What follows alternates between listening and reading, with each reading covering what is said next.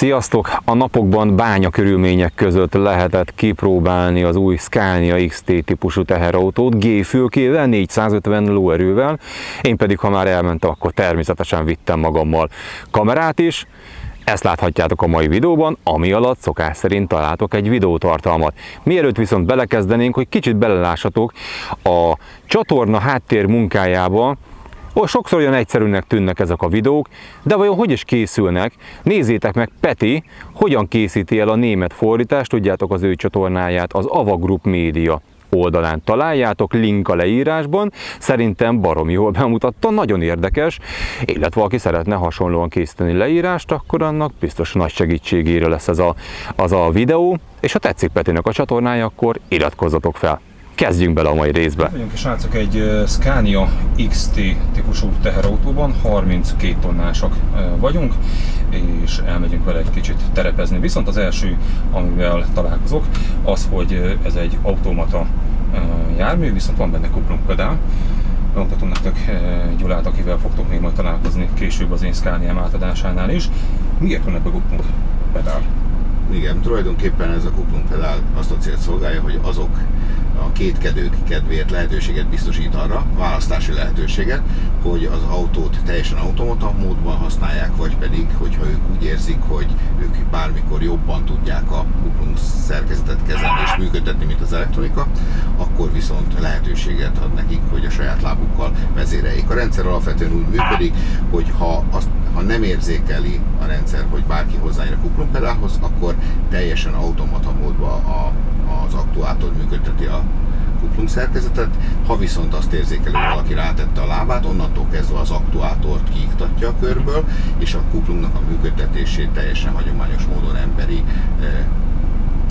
felület alatt végzi. Tehát ezt mindjárt meg is nézzük, akkor szerintem menjünk rá az emelkedőre. Ezt egy jó kis 15-ös emelkedőt mindjárt meg lehet próbálni. Okay. Na nézzük akkor meg. És ott álljunk meg, ahol egyébként senki nem kívánja, hogy ő ott megálljon. A lehető legrosszabb pozícióban szerintem. Kamionosként ezt te könnyen fel tudod mérni, hogy mi az a hely, ahol szívesen nem állnál meg, mondjuk itt. Fék? Jó. Oké, most megálltunk. Most azt történik, hogy Laci ne érje a kuplunkpedálhoz. Most megnézzük, hogy az elektronika ebben a hülye helyzetben, amikor egy ilyen 32 tonnával állunk egy 15%-os emelkedőn, ami porral vastagon van borítva, akkor hogyan tudja rángatás, zúgás, csikorgás, nyikorgás, bőgésmentesen megmozdítani ezt az autót. Az lenne a feladat, hogy kb. Egy ilyen 3-5 centit előrébb kéne gurulni vele, úgyhogy próbálj meg létszés finom gázzal. De fékről leengeded, és már is adod neki a gázt. Finomabban. Az igen. Finomabban. 3-5 centit kell előrébb menni, Laci. Az igen.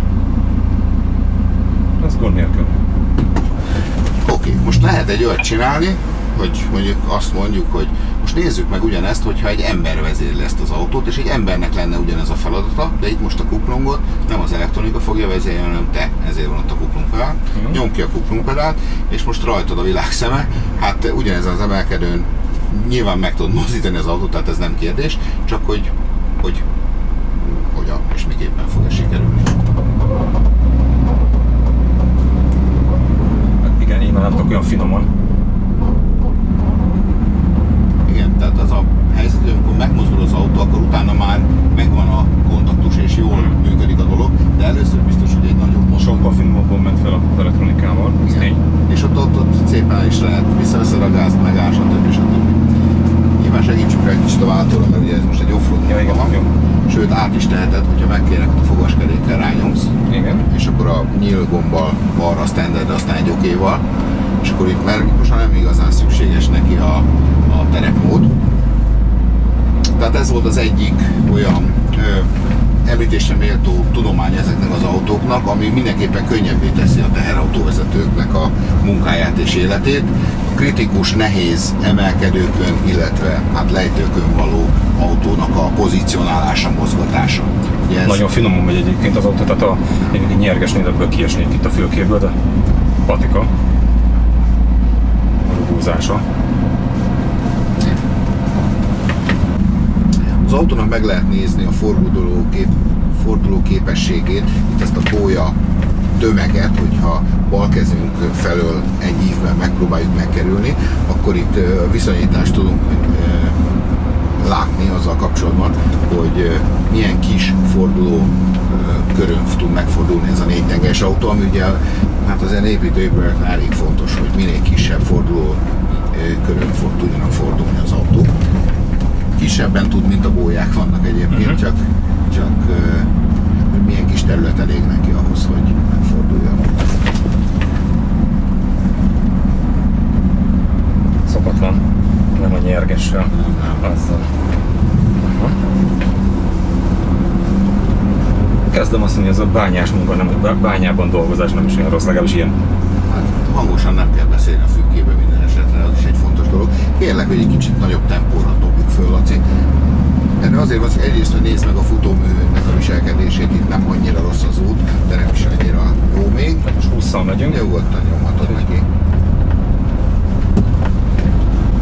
Kicsit bennem van a megszokás, hogy nyergessel azért itt kapálózni küllené az elején. Kérnélek a sárba bemenni, az kötelező. Feltétlenül. Hát én alapból fékezem. Igen. Bocsánat, én megszoktam, hogy Persze. nem merek, de úgy látom, jól bírja. Hát nem esek ki a fülkéből. Ami még ugye fontos lehet ebben a műfajban, az a diffizár. Hogyha bármilyen sebességnél rákapcsolhatjuk a diffizárat, mint ahogy azt most tettem is, ez a Scaniánál ebben a sorozatba kerül bevezetése, egyébként a nyergeseknél is így van. Nyilván ez azért fontos, hiszen korábbiakkal ellentétben itt már a teherautóvezetőnek kell megállnia, vagy esetleg lassítania azért, hogy bekapcsolhassa a diffizárat biztonsággal, hanem bármilyen sebességnél, 90-es tempónál is akár el lehet kapcsolni a diffizárat, az elektronika felügyeli, és a megfelelő pillanatban fogja összekapcsolni. Amikor azonban a diffizár már össze van kapcsolva, akkor ugyanazok a szabályok vonatkoznak rá, mint bármelyikre, tehát vannak helyzetek, amiket nem szeret nagyon, de maga a be- és a kikapcsolás az nem kötődött semmilyen rituáléhoz, tehát nyugodtan lehet bármilyen körülmények között kapcsolni, úgyis csak akkor fogja megtenni, hogy érzékeli, hogy ezt biztonságban megteheti.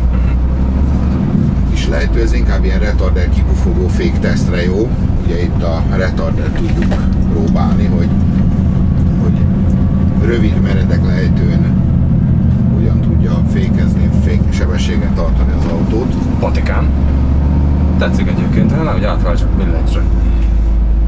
Jó, figyelj, szép a látkép, kényelmes a kép. Végül is Európát már eljártad, igen. Most itt szép a természet egyébként, azért ennek is van egy, jó, hát most nyilván nem azt mondom, hogy hú, de biztos a világ legjobb elfoglaltsága billencses teherautót vezetni, de ennek is vannak szerintem szép oldalai. Ugyanúgy, mint bármilyen más. Bár most ugyanúgy mennénk egy kört, mondjuk egy ilyen 2005-ös gyártmányú, akármilyen teherautóval, azért megnézni, hogy mi a különbség. Hát egyrészt zajhatás, és pontosan ezek a kritikus pontok, tehát ugye a sár előtt, a sár után, a sárban, most itt pontosan is nincs sár, vagy az igen meredek emelkedőn való mozgás, autó pozícionálás, stb. Ugye ebbe is, mint a nyergesekben van például a váltónak manővermódja, és ezt a manővermódot kevesen tudják, még azok is, akik egyébként minden nap ilyen teherautókkal járkálnak.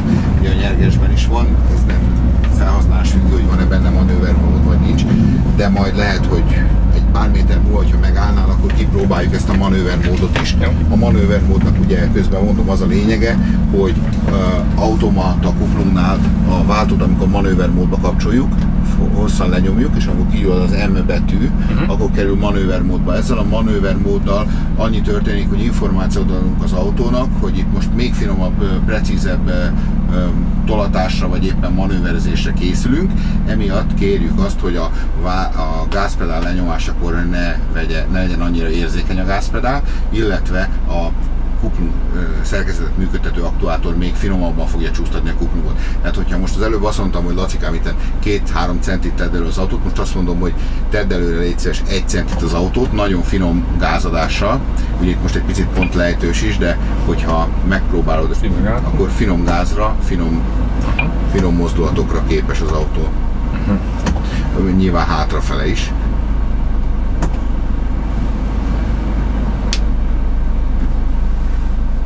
Befele nyomod a kormány felé, és úgy hátradozz.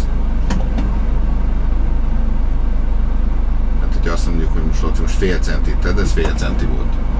Körülbelül. Ez hiányozna egyébként. Ezt tudja, hogy itt a Scania többi típusa is, vagy ez mindegyik tudja, amelyik ilyen automata kuplunggal van. Sőt, még a kuplung pedálosok is tudják, csak ott ugye a kuplungot te működteted, de maga a gázpedál érzékenységben változás következik be. És ez meddig működik? Ez a funkció addig működik, amíg ki nem kapcsolod, egyszer röviden felhúzod, ennyi, eltűnik, vagy pedig, hogyha előre menetben mész, mint a 7. fokozatot kapcsolja a váltó, akkor magától kikapcsolja ezt a funkciót. De bármilyen körülmények között elindulsz vele, nem manővermódban és normál módban, nagyon szépen és fokozatmentesen és rángatás és minden stabilan működik.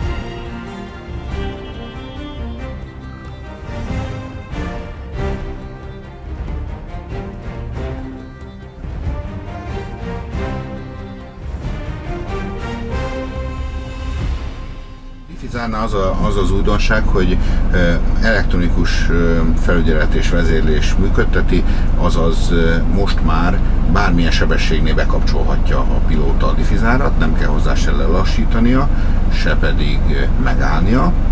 A diffizár kapcsolása úgy történik, hogy először vagy a tengelyeket összekötő diffizárat, hogyha csak azt akarjuk kapcsolni, akkor odáig kattintunk, ha pedig mindent, akkor pedig egyel tovább, és ugye a műszerfalon látható majd mindjárt, hogy az elektronika, ugye a kis zöld nyilak jelzik azt, hogy szeretné összekapcsolni, és amikor fennállnak a feltételek, akkor összekapcsolja, és akkor megjelenik az X. Hát nyilván most azért nem fog megjelenni az X a két diffizárnál, mert most állunk tulajdonképpen, és ilyen szempontból ez nem fog összekapcsolódni csak menet közben.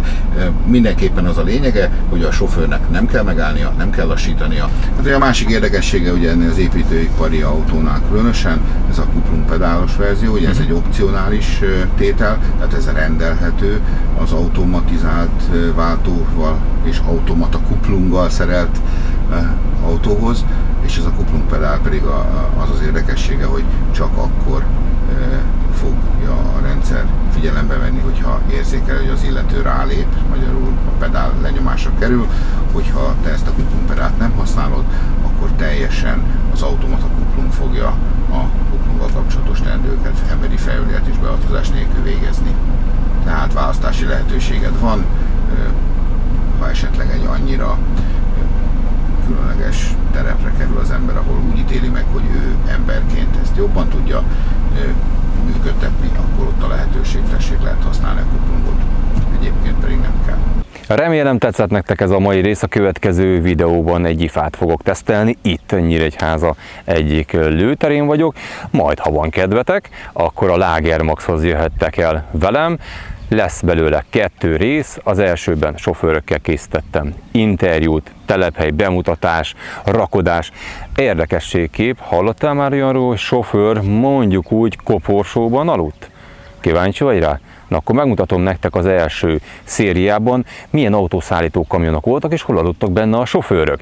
Majd a következő részben sztorizgatás lesz egy nagyon-nagyon régi motoros sofőrrel, illetve elmegyünk majd vele lerakodni Budapesten. Ha van kedved, akkor tarts velem legközelebb is. Sziasztok!